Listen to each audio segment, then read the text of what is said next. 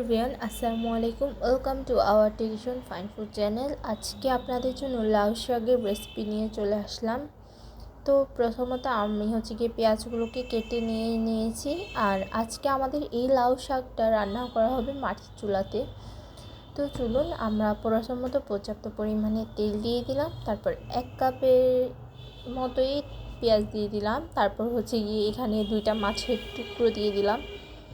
তারপর এটা একটু গিয়ে ভাজা পেঁয়াজ আর মাছের এগুলো একটু ভাজা করে নিয়ে এখানে 2 টেবিল চামচ রসুন পেস্ট দিয়ে দিলাম।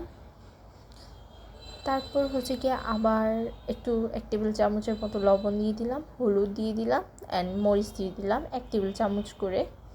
তারপর গিয়ে একটু পানি দিয়ে দিলাম, কারণ এগুলো গিয়ে মাটির চুলা তো বেজে যাচ্ছে, তাই আমি একটু পানি দিয়ে আবার নেড়ে চেড়ে কষাবো। অ্যান্ড রান্নায় যদি যত ভালো করে কষাতে পারবেন ততই মজা চলে আসবে রান্নাতে। আর একে তো রান্না করা হচ্ছে মাটির চুলাতে। তারপর আলুগুলোকে কেটে নিয়েছি, তারপর আলুগুলো দিয়ে দিলাম মাছের ভিতরে, যে মশলার মাছগুলোকে দেওয়া হয়েছে ওখানেই আমি আবার আলুগুলোকে দিয়ে দিয়েছি। অ্যান্ড শাকে আলু না পড়লে তো অন্যরকমই লাগে আমার কাছে, আলুটা গিয়ে শাকের সাথে একবারে যায়। তারপর গিয়ে আমি শাকের ডাঁটাগুলো দিয়ে দিয়েছি, যেহেতু শাকের ডাঁটাগুলো মজতে একটু সময় লাগবে, ওই জন্য আমি শাকের ডাঁটাগুলো আগে দিয়ে দিয়েছি। দেন একটু পানিও দিয়ে দিলাম। তারপর গিয়ে এটা একটু ভালো করে আমি ঢাকনা দিয়ে বন্ধ করে কয়েক মিনিট জাল করে নেব। তারপর ওইখানে আমি আবার শাকগুলোকে দিয়ে দিলাম।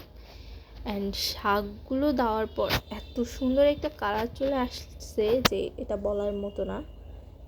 তারপর আমি গিয়ে ভালো করে নেড়ে মশলাগুলোর সাথে শাকটাকে মিক্স করে একেবারে এই পর্যায়ে শাকগুলো দেখতে এত বেশি ইয়াম্মি লাগতেছে। অ্যান্ড এই শাকটা অসম্ভব রকম মজা হয়েছে। সো আজকে আমাদের রেসিপিটা ছিল এ পর্যন্ত। আল্লাহ হাফেজ।